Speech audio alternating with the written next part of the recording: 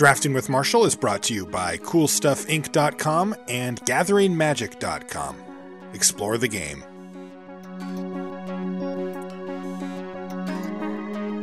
Hey guys, Marshall here from Limited Resources, and we're doing a draft here on Gathering Magic, and it is the Holiday Cube. So let's see what we can do. We've got some pretty decent options here out of this first pack. Vendilion Clique certainly stands out, but there's also Mishra's Workshop, which I think is what I'm going to take. It's just the most broken card here, and I do enjoy taking a broken card early. So yeah, let's take Workshop and see if we can make that work. We get past Mox Sapphire. Yep, I'm in. I have no idea what somebody took over it, but it's not every day that you get shipped a Mox, especially basically the best Mox, so I'm in. This pack doesn't really have much in the way of abusing artifacts. In fact, there's no artifacts in this pack, so that's definitely a little bit disappointing. So what direction do we want to go? Well, we could take like a Bloodstained Mire or a Tropical Island and kind of keep our options open. We could take Emrakul and try to do something cheaty and crazy.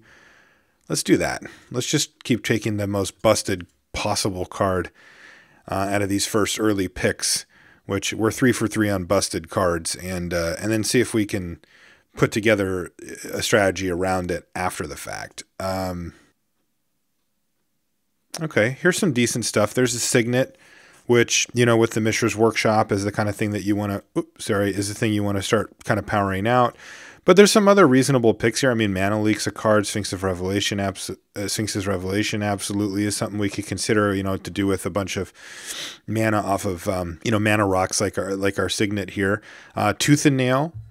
Tooth and Nail is something that we could certainly consider as well if we're going to be taking a bunch of Signets, because we can Tooth and Nail up Emrakul and put them into play. Which is, it doesn't automatically win you the game, but it gets you pretty close.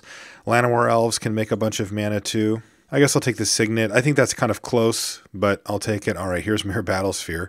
I will take that one. I like Daretti. If you've seen it, discard up to 2 cards and draw that many cards. You could just go right through your library pretty quickly and get to what you need to get to, which is pretty tempting. But I like a Myr Battlesphere here just because if we're going to be trying to ramp out stuff and we're going to be trying to abuse cards like Mishra's Workshop, I mean, Myr Battlesphere is a great payoff for that. You know, you can't cast Emrakul off of Workshop, but you can certainly cast Battlesphere. I think I want Garruk Wildspeaker. I want to make as much mana as I can. Recurring Nightmare, that's also an option. Recurring Nightmare is easier to cast. It's cheaper. It does kind of demand more of you. Like, you need to have creatures around, and sometimes these type of decks don't end up with that many creatures. I'll stick with Garruk. Garruk can do some of the more broken things just by untapping, busted lands or just any lands and making a ton of mana. I think I'm going to take the Signet here as well. I really want to try to stay on the Signet plan, and I like the fact that these are 2 of the better Signets. Izzet Signet's very good. Just it lets you cast things that you end up wanting to cast. Okay, well, here's some decent cards. Volcanic Island, Turnabout are kind of the 2 that jump out at me here. Null Rod would bone us, but yeah, whatever. I think I'm just going to take Turnabout just because it's again just a more powerful card. We don't know that we'll run it, but like it is one of those types of cards that you can use to do kind of stupid stuff. And then if you're not, you just put it in your sideboard and don't worry about it. All right, so Lion's Eye Diamond, Avenger of Zendikar. I love Avenger for the fact that it can be a really great game ender. I don't like it as much though for the fact that we're going to be trying to ramp it out using artifacts, which means we get fewer lands. So I'm going to take Lion's Eye Diamond and try to stay on the path of brokenness,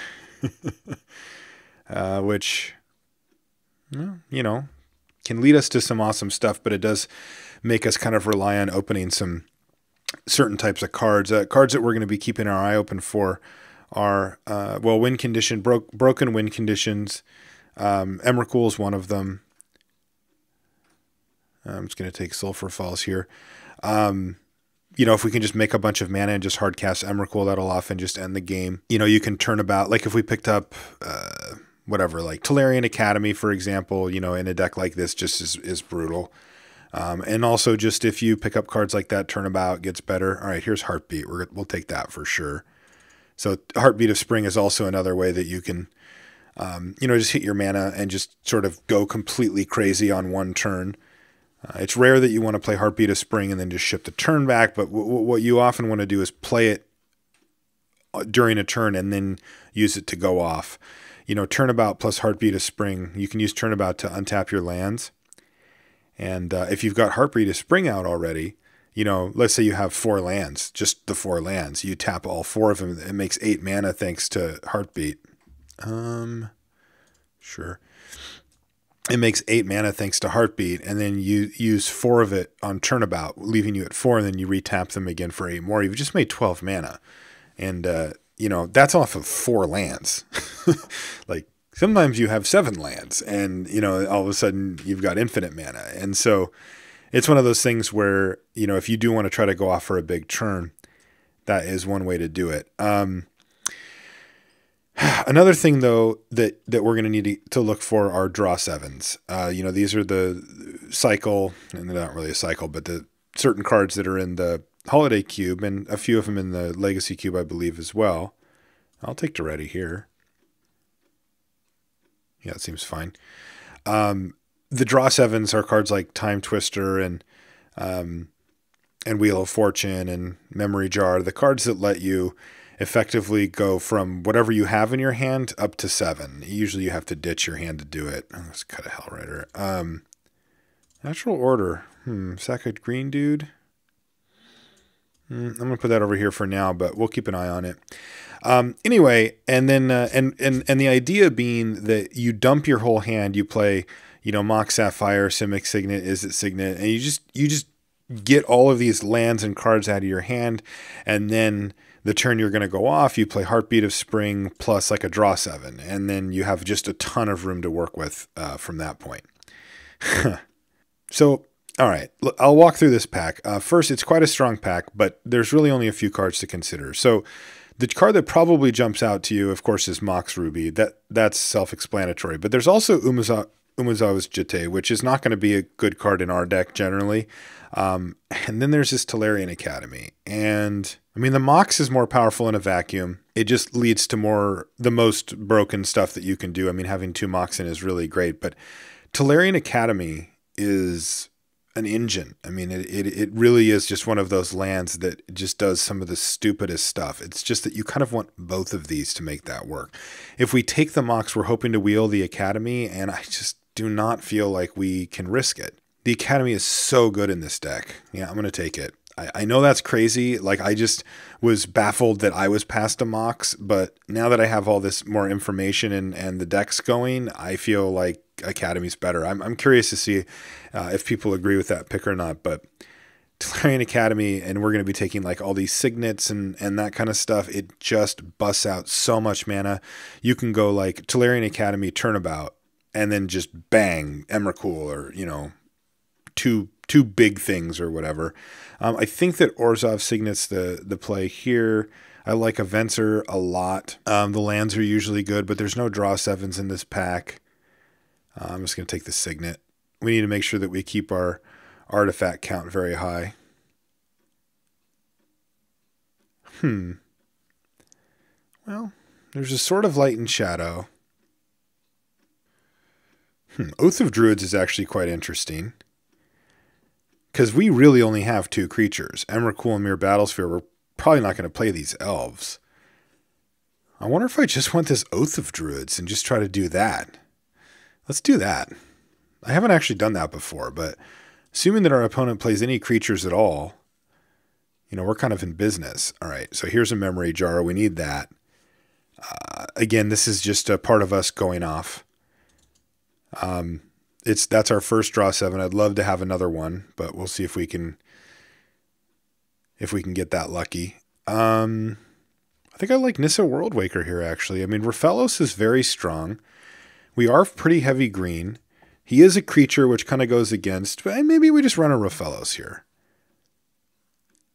I like Nissa a lot as a potential win condition.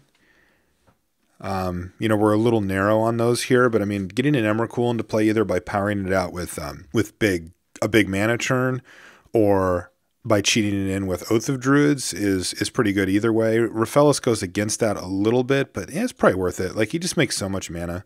And, you know, I'm not super addicted to running Raphaelis. If we feel like the deck sort of swerves away from that a little bit, I can accept that too. All right, Lodestone Golem or a Shardless Agent. I think we need Shardless Agent here. Again, we got to be careful, because if we are going to run Oath, we don't want to have just like random creatures floating around. We want to make sure that we keep our creature scenario, you know, pretty tight. But Shardless Agent hits right now. Raphaelis, Oath, Signet, Lion's Eye Diamond. I mean, it just hits all gas, and it's an artifact. So it works with Tolarion Academy also. So it's kind of like, yeah, I don't think we can really pass it. Crucible's not doing much. Vandal could destroy us, but whatever. Zenith doesn't get anything. Let's take a Crucible, but I don't think we're actually going to play it. The Thragdad. Oh, that's a card I'm willing to play. Awakening Zone.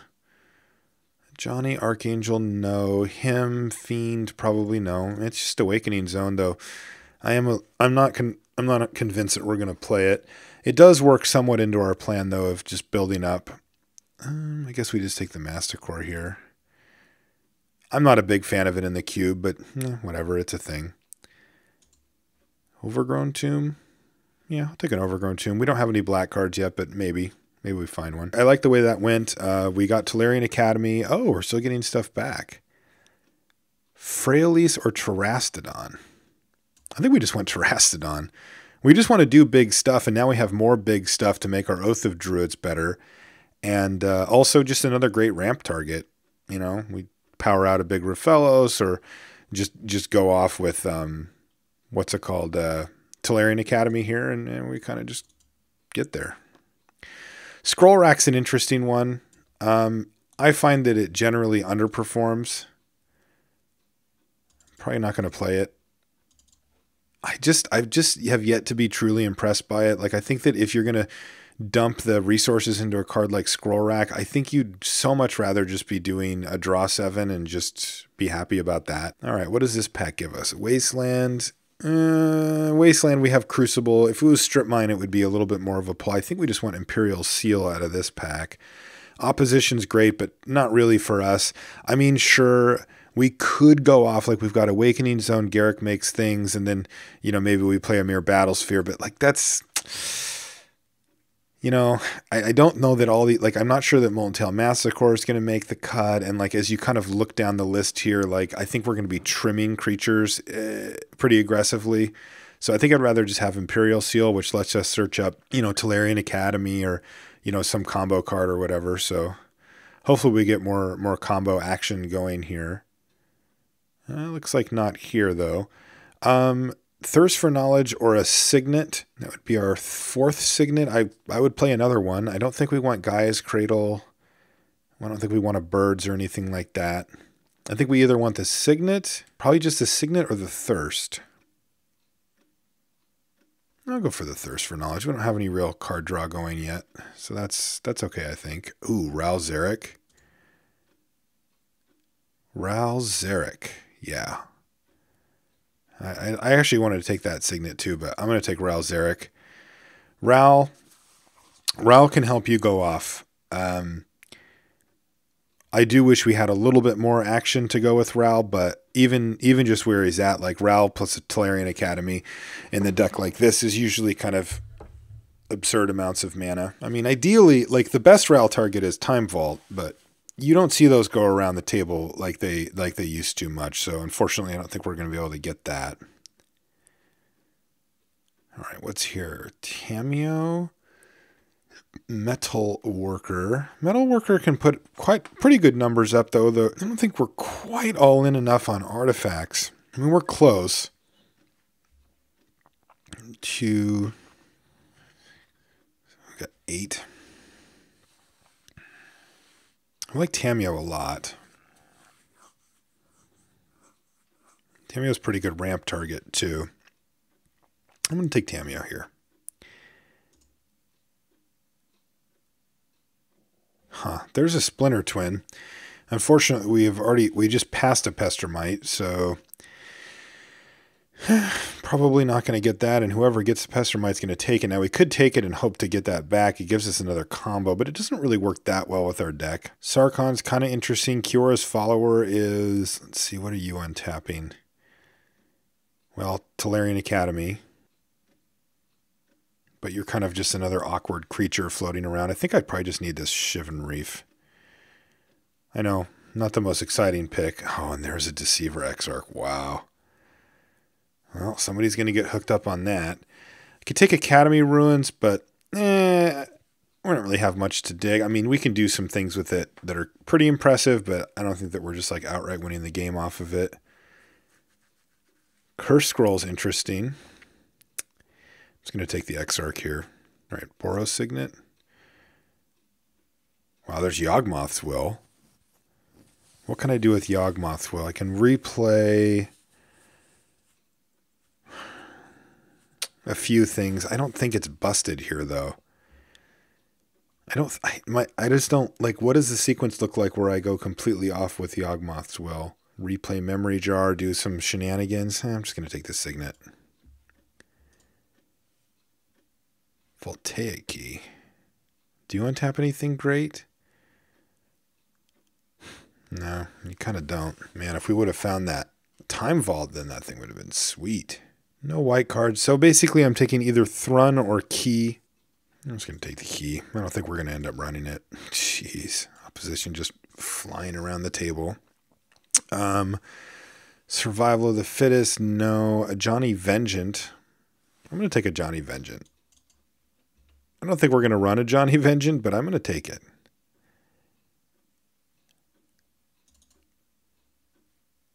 Oh, the Pestermite's here. Oh man, let's see if this if this next pack has that Splinter Twin in it, then we will have Deceiver Exarch Pestermite Splinter Twin, which is it's a good. If it doesn't, then that's okay. We'll just cut those and we'll be more on the Oath of Druids plan, but this could be interesting.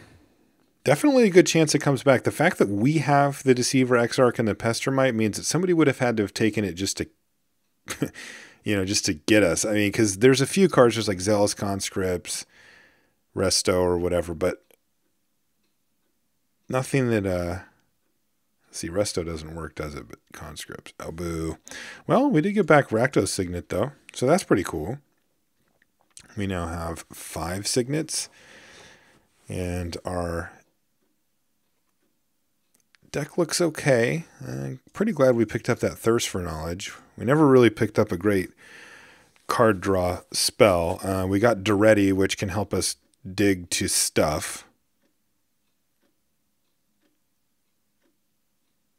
And here's that Metalworker. Yeah, I'll take that. Metalworker got better with the addition of 2 extra Signets here as well. I'm not sure that we're going to be able to use Lion's Eye Diamond in this deck. Looking at it, like, do we really have a turn where we just go off? Not really. We're just looking to make a bunch of mana and try to get Oath of Druids down, basically. I think I'm going to cut Rafellos here. Probably keep these 2 artifacts. Keep the Planeswalkers going. Sulfurous Springs, yes. And then we're kind of just valuing out. This deck's going to be interesting. It looks quite powerful. I wonder if we can cast a Johnny Vengeant.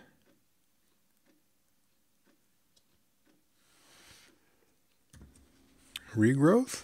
Regrowth might actually make the cut. All right, let's see what we're actually looking at here. So that's a land. And then these are all playable lands. We have some red cards, and then we've got Imperial Seal as our splash, but we've got Overgrown Tomb, and then we picked up that late Sulfurous Springs as well. So I think we'll be okay because one of these makes black, right? Rakdos and Orzhov? Yeah. So I think we're fine on splashing the seal without anything for real. So our creature count ended up here, which is powerful Still hitting all gas. Let's cut Regrowth for now. The Oath of Druids is like a little awkward, but if we spin the wheel on Oath and we hit any of these 4, we're probably happy. And any of these 3, we're very happy. If we hit these 2, I mean, it's kind of hard for us to hit. Like, it's just very difficult for us to whiff on Oath. So I think Oath is where we want to be. Oath into Emrakul is kind of awesome. Yeah, I don't think we want to run Lion's Eye Diamond in a deck like this. Natural Order for Terastodon's not really going to be great for us. Rafellos, I think we ended up in enough different colors with our Planeswalkers that we probably don't want to do that. I think Daretti can get rid of extra stuff that we don't need. We got the Tolarion Academy. We got the Workshop. One card that we could play is Molten-Tail Masticore. We could consider running that guy. We can power him out pretty early with like a Mox Sapphire plus a Mishra's Workshop on turn 1. We can make that card, and it's quite difficult to deal with in that scenario. I've just never been super thrilled with it. I've always thought the card was fine. I wonder if we want Heartbeat of Spring. Heartbeat of Spring is basically us saying we want to try to cast Emrakul. But it only works on lands, and it only works on our opponent's stuff. I think we cut it. I think we get rid of that one. We can use Awakening Zone to sort of churn our way upwards and just make creatures to block and that kind of thing too. So if we're going to cut that, I think I actually might want Molten-Tail Masticore. It does work. I mean, the card's not bad. Just never really that impressed by it. And I'd love to replace that with a nice artifact here. The other card we could play is Regrowth. As you know how it goes. I mean, things die, things get countered.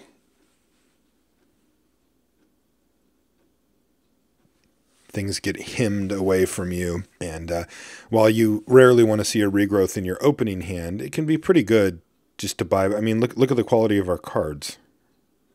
Like, they're all just amazing. Except for the Signets, which are like powerful, but maybe not amazing. Yeah, let's try a Regrowth in here too. All right, and so for lands, we've got 1, 2, 3, 4, 5, 6, 7. Okay. Let's combine. Sort by Kolar. Let's see. Yep. All right, so we've got 1 black card, and then blue-green is our base. We're splashing red, and then a tiny bit of white. So that's kind of what we need to deal with here. So let's see what Magic Online says. It says it wants a plains that we can't fetch. 3 more islands. All right, let's just add this to the deck and see where it puts us. This feels like this Johnny Vengeant might get awkward. Maybe we need to cut him. All right, so Battlesphere is colorless. We get it. Emrakul. All right, this is awkward.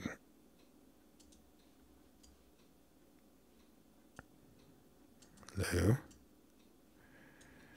Okay. All right. Oop. There we go. Okay, so we've got 1, 2, 3, 4. 5, 6. We've got 6 green sources for all of these. It's a little low. Let's look at our blue. We've got 1, 2, 3, 4, 5, 6, 7, 8, 9. Plenty of blue, especially for only that. So we're probably going to need to cut 1 forest for an island. Oh, really? Goodness sakes. And then for our red sources, we've got 1, 2, 3, 4, 5, 6, 7. So that's plenty. 1 mountain is fine. What about our white? What is our white at here? So we've got 1, 2, 3, 3. Yeah, so if we cut a Johnny Vengeant, then we get to cut the plains and replace that to make our deck smoother. And that's got to be worth it here. I mean, even if we just play something like a Deceiver Exarch or a Pestermite or, or the Molten-Tail Masticore or something. Rafellos. Like, Rafellos doesn't do anything here, but I guess we'll play the Masticore. Like I said, I'd much rather play a Johnny, but I think that this does make our land significantly better. I think we want green, green. All right, let's see where this puts us. By color again, except for this thing. All right. So this leaves us at 1, 2, 3, 4, 5, 6. And then down here, there's one that makes green, 7. Yeah, so that's much more because we need all of these. So I like getting up there. 1, 2, 3, 4, 5, 6, 7. All right. This looks good. Let's see what it does. Thank you for watching Drafting with Marshall. If you haven't subscribed to Gathering Magic, you can do so to receive news of upcoming videos and discover more content. You can also check out our playlist that contains every episode of Drafting with Marshall. And don't forget, you can easily watch the next video by clicking the annotation on screen or by clicking a direct link in any subsequent videos for this episode in the description box. And as always, thanks for watching.